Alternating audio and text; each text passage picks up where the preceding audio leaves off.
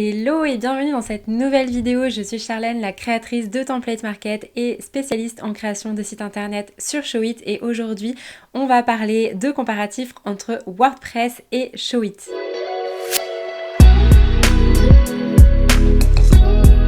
Premier temps, pour créer son site internet, il va falloir venir trouver sa plateforme. Donc, quelle plateforme de site on utilise?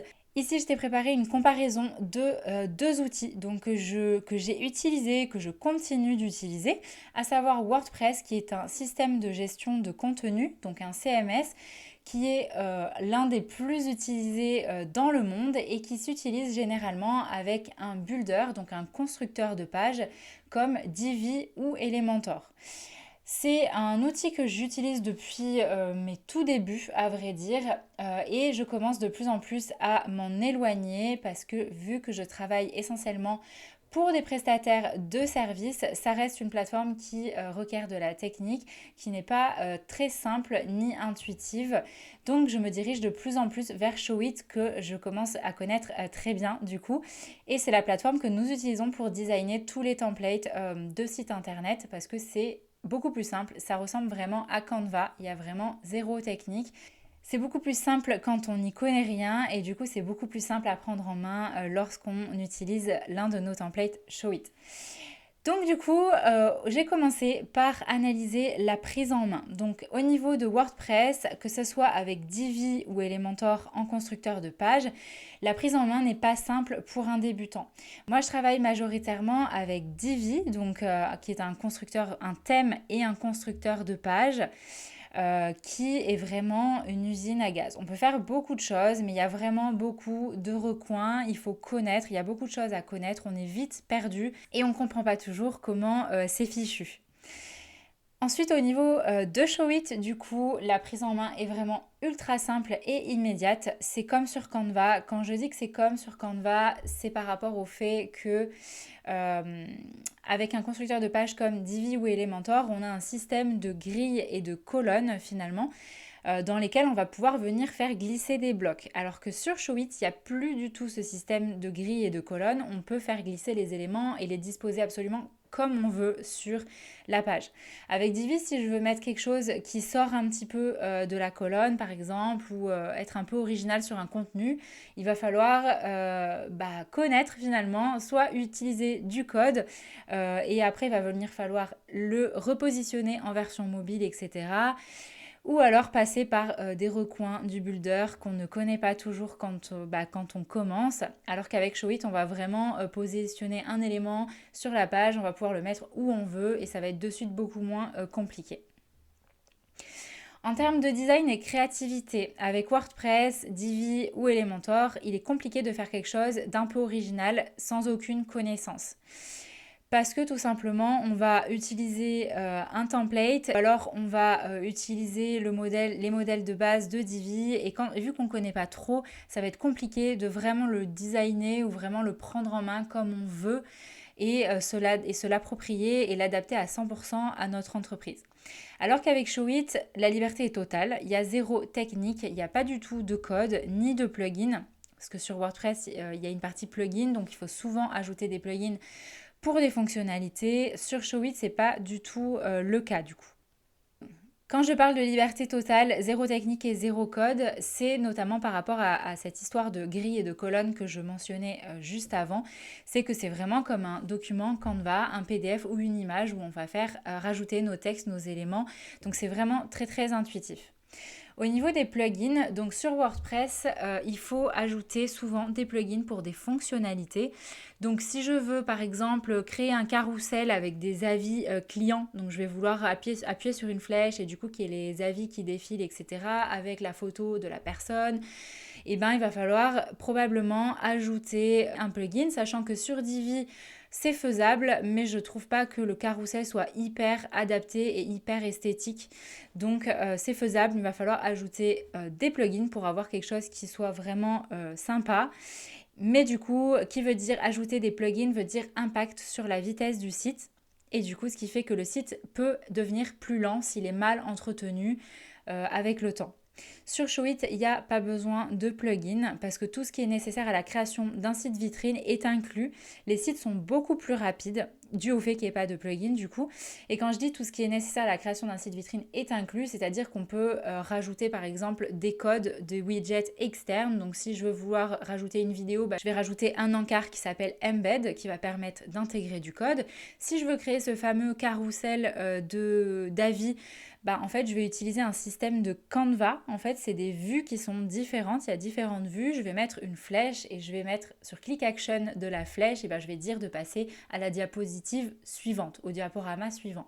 Ça fait un petit peu penser à PowerPoint à l'époque quand on pense à ça, mais c'est un peu l'idée de fond qu'il y a.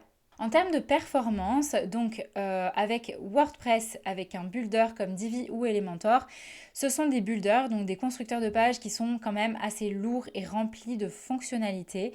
Divi peut être lent, c'est-à-dire qu'il m'est arrivé de construire des pages de vente, des très longues pages de vente pour des clients, et il s'avérait que la page était hyper lente à charger, donc dès qu'il fallait faire des modifications, c'était hyper long. Alors qu'avec Showit, les sites sont rapides simplement en utilisant les bonnes pratiques. Les bonnes pratiques, c'est-à-dire retailler ces images, les compresser, tout simplement faire attention à ce qu'on upload sur le site et ne pas mettre à chaque fois des fichiers de 3 gigas dans les médias, etc. sans besoin de faire des optimisations supplémentaires. Avec WordPress et Divi, moi je passais quand même un certain temps à optimiser le site à la fin de la création pour faire en sorte qu'il soit rapide. Il faut ajouter en même temps du coup des plugins de cache, donc pour faire en sorte que le site soit mémorisé par le navigateur pour qu'il soit chargé de manière plus rapide par la suite. Alors que sur Showit par exemple, le système de cache est pré-intégré du coup et il n'y a pas forcément besoin d'en rajouter.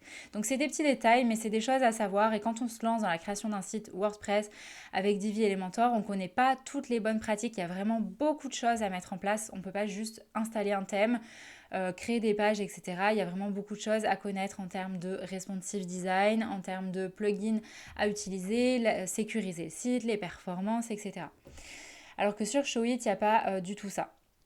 En termes de maintenance et sauvegarde, donc sur WordPress, il va falloir mettre à jour WordPress régulièrement, mettre à jour les plugins, mettre à jour le thème. Donc si tu utilises Divi, il va falloir mettre à jour Divi.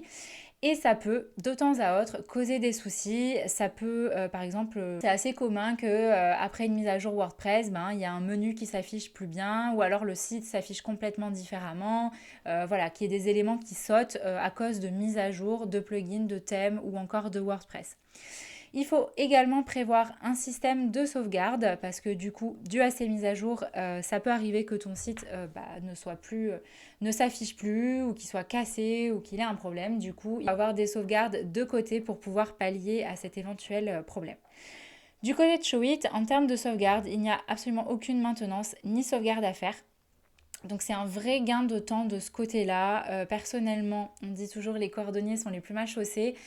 J'ai décidé à un moment donné de passer sur Showit parce que je me rendais compte que mon site, une fois qu'il était fait, je n'y allais plus beaucoup et je n'avais pas le temps de faire les maintenances, les sauvegardes, tout cet entretien, vu que je le fais déjà pour certains de mes clients du studio. Donc je n'avais pas le temps de m'occuper de ça et de gérer en plus les éventuels problèmes à cause de mise à jour.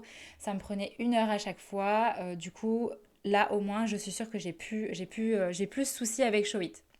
Alors au niveau des prix sur WordPress, et c'est pour ça que c'est une solution qui est souvent envisagée au début, WordPress est un outil open source, c'est-à-dire qu'il est gratuit. Donc on installe WordPress qui est un peu comme un logiciel, finalement on va venir l'installer sur un serveur. Et c'est gratuit, mais par contre, il faut simplement payer l'hébergement. Donc l'hébergement, c'est un peu comme quand on va à l'hôtel, et toi tu payes pour dormir la nuit, et là tu payes pour un espace de stockage en ligne pour ton site, en l'occurrence les serveurs. Donc un hébergement, ça coûte à peu près 70 € par an, donc c'est pas très onéreux. Et à titre indicatif, la licence Divi est à 230 € à l'année, ou alors 230 € à vie, ou alors je crois que c'est aux alentours de 99 € par an. Et Elementor du coup est à peu près 99 € par an si je ne dis pas de bêtises. Par rapport à Showit, alors le prix est un peu plus élevé. On peut compter pour un abonnement annuel tout compris, donc 218 € sans la partie blog ou 270 € avec un blog WordPress.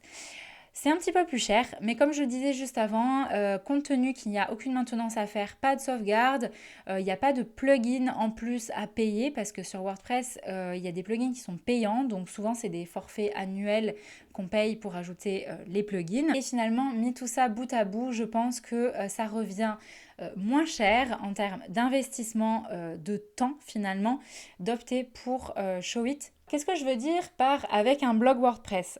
La petite particularité de Showit, c'est que c'est une interface qui ressemble vraiment à Canva finalement, mais qui est couplée avec WordPress pour la partie blog. C'est-à-dire que tu vas quand même avoir une interface WordPress avec un site Showit, mais tu viendras juste y mettre tes articles ou voilà, enfin ce sera vraiment que pour la partie blog, tu n'auras pas besoin de faire tout ce qui est design, etc. sur WordPress. Et ça, c'est vraiment hyper bien parce que WordPress est fait à la base pour le blogging et c'est une partie hyper intéressante à exploiter. Au niveau de l'hébergement, Showit, c'est une formule tout en un, à savoir que quand tu payes du coup les 218 ou 270 €, le prix de ton hébergement est inclus là-dedans. Tout ce qu'il va falloir rajouter, ça va être le prix de ton nom de domaine. Donc un nom de domaine, c'est une dizaine d'euros par an. Éventuellement, le prix de ton adresse email professionnelle, si tu veux en rajouter une. Donc c'est 20 ou 30 € par an, quelque chose comme ça. Donc, on va dire que pour le tarif de 218 ou 270 € par an, tu as tout ce qui est par rapport au site internet et il faudra simplement rajouter à peu près 30-40 € de nom de domaine et d'adresse email. Donc on va compter un budget annuel de à peu près 300 €, tout inclus. J'espère que ce petit comparatif t'a plu et t'a permis d'y voir plus clair. Dis-nous en commentaire vers quelle plateforme toi tu penses te tourner. Si tu as des questions, n'hésite pas à les poser sous la vidéo dans les commentaires. Et pour aller plus loin, la préparation et la création de ton site internet, n'hésite pas à aller t'inscrire au workshop offert 3 jours pour préparer stratégiquement la création d'un site internet qui travaille pour toi, ou encore à télécharger notre roadmap Notion qui est offerte et qui te permettra d'avoir un plan d'action pas à pas pour créer et refondre ton site internet.